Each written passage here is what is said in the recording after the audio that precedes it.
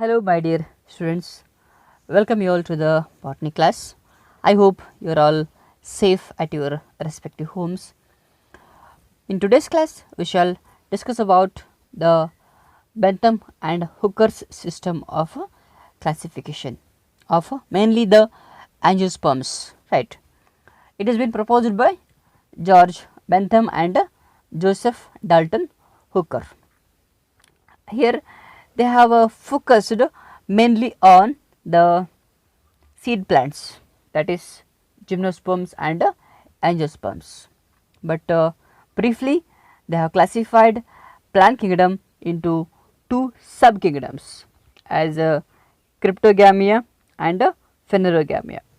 Okay.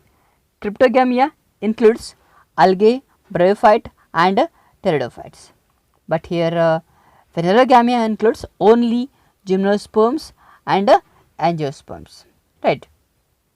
Here the phanerogamia has been divided into three classes as class Dicotyledonnae, class Gymnospermia, class Monocotyledons.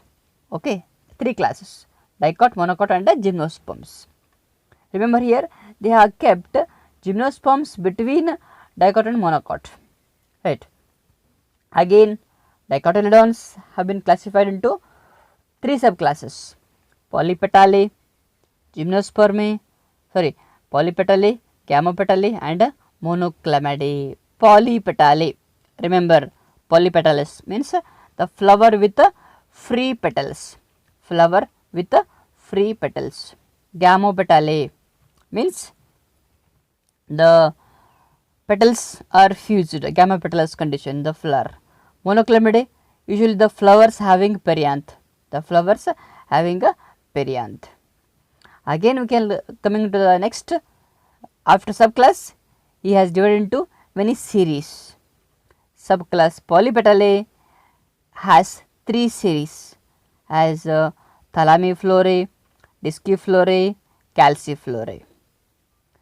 Gamopetalae into three series: Inferae, Heteromerae and Bicarpellatae. Monoclamidae into 8 series: Curvembrae, Multiovulatae aquaticae, Multiovulatae terrestres, Microembrae, Diphnils, Achlamidosporales, Unisexuales, Ordines, Anomaly are the 8 series and coming under Monoclamidae, right. Coming to gymnosperms into three families: Cycadales, second Coniferae, third Nitaceae, right.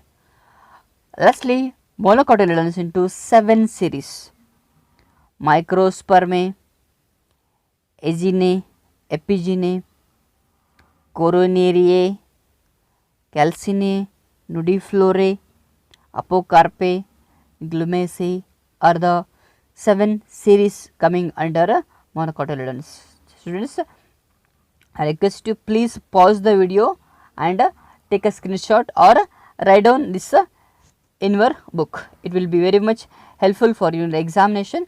Even you may get many questions based on this graph, based on this schematic representation. So, hope you will write it down in your book, right. So, now we shall see some of the salient features of Bentham and Hooker's system. Means what are the basic characteristics of this system and on what basis they have made the Bentham and Hooker's classification system. Here it is a classification only on the seed plants or phanerogams. What we have gymnosperms and angiosperms, right. Means this classification system explained only about gymnosperms and angiosperms.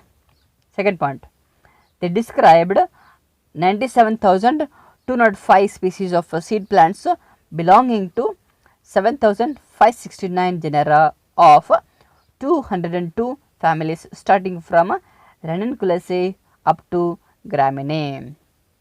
Okay. So, third point, they classified all the seed plants into 3 groups or classes, that is dicotyledons having 165 families, gymnosperms having 3 families, monocotyledons having 34 families. Right. Look at the fourth point. They included disputed orders among ordines anomaly which they could not place satisfactorily. Means placing of those plants under ordinance anomaly was not as per the botanical rules, as per the morphological modifications. Okay. Fifth, monocotyledons were described after the dicotyledons. Actually, they have to classify first monocot then dicot, but they have placed firstly dicot then into monocot. It was little wrong. Sixth point, the dicotyledons were divided into 3 divisions: polypetalae, gamopetalae and monoclamidae, and 14 series. And each series again divided into cohorts, means orders. Orders contain families. So, cohorts into orders, modern families. Okay. The authors did not mention anything about the origin of the angiosperms. Means they did not say from which plants, from which plant groups the angiosperms have originated. Okay. Eighth point, creation of the disciflorae, a taxon not described by the earlier taxonomists. Means earlier, before Bentham and Hooker, disciflorae was not been described, but here these scientists Bentham and Hooker have briefly and broadly described about the disciflorae. Ninth point, among the monoclamidae, major taxa like a series, they were divided on the basis of terrestrial and aquatic habitats. Okay. The monoclamidae plants have been classified based on habitat. Some were terrestrial, living on land, some were aquatic, living in water. So, based on that the monoclamidae has been classified. Right. Here 10th point, polypetalae carries 82 families having 2610 genera and 31,874 species. Gamopetalae carries 45 families, 2619 genera and 34,556 species. And lastly, monoclamidae includes 36 families, 801 genera and 11,784 species. Similarly, monocotyledons consist of 34 families, 1,495 genera and 18,576 species. These are the some of the salient features of Bentham and Hooker's system of classification. Looking at the merits and demerits, first we shall see the merits. This is a great natural system of its own kind. Natural system, focus here. Natural means it has been framed based on the natural affinities of the plants, the characters observed in the nature without any modification. Whatever the characters observed, based on that this classification system is framed. Second one, this one is suitable for all practical purposes, especially for identification and description of the plants. Yes, in India, throughout India, we are using Bentham and Hooker's system of classification only, since it is as per the natural characteristics. Okay, whatever characters we read in book, yes, this character can be observed in the nature. Okay, so since it is based on natural affinities, this system helps very much in describing or identification of the plants in nature or in the field or in the laboratory. Right. Third one, beginning of subclass Polypetalae with order Ranales, comprised of Ranunculaceae and its allied natural orders and families. Right. Fourth point, dicotyledons are primitive than monocotyledons. According to this classification, dicotyledons are primitive than monocotyledons. Fifth point, they have studied the actual specimens available at that time and represented them in the classification after careful comparative examination. Means they have carefully observed actual plant specimens in the field. Based on that only they have framed this classification. Badly, even then there are few more demerits of this. Okay, whatever the merits we have seen, but every system, everything has a demerit. So this system is also having some of the demerits. First one, the classification is based on the assumption of constancy of species. Hence, closely related cohorts or orders are often widely separated. Means they thought that the species will always remain constant. Species number, species diversity will always remain constant. Hence, they have classified. But after a few modifications of the plants in the nature, some of the species which have been closely related, they have been separated widely. Right. Second demerit is authors were silent about the phylogeny of the dicotyledons and the monocotyledons and anomalous position of the gymnosperms in between dicotyledons and monocotyledons.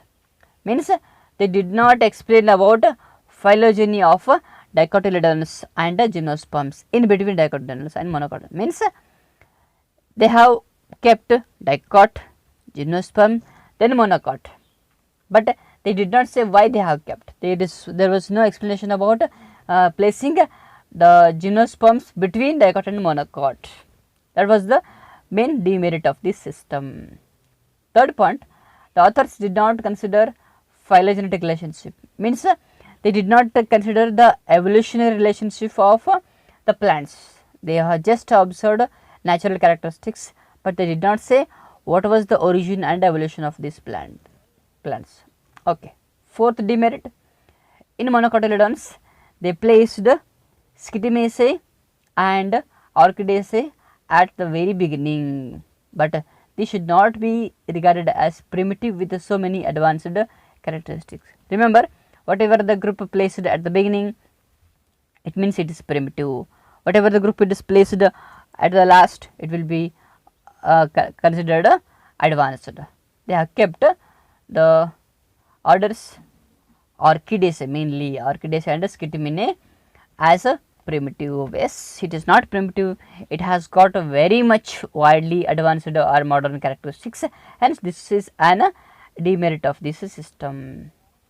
And in the class monocotyledons, proper emphasis has not been given on these 2 points. First one, relative position of ovary and the characteristics of perianth.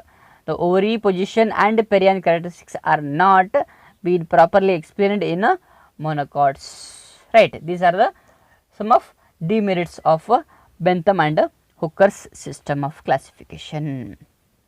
Okay. So, students, once again you go through the slides, means just rewind the video and take screenshots or write down the points. Mainly the first chart what I have given at the beginning of the class, that's not negligible. Please note it down, all those systems, all those orders. That will be very much helpful for you to understand the system. Okay, we shall come with a England Prandtl system in the next video. Till that, keep learning. Bye bye.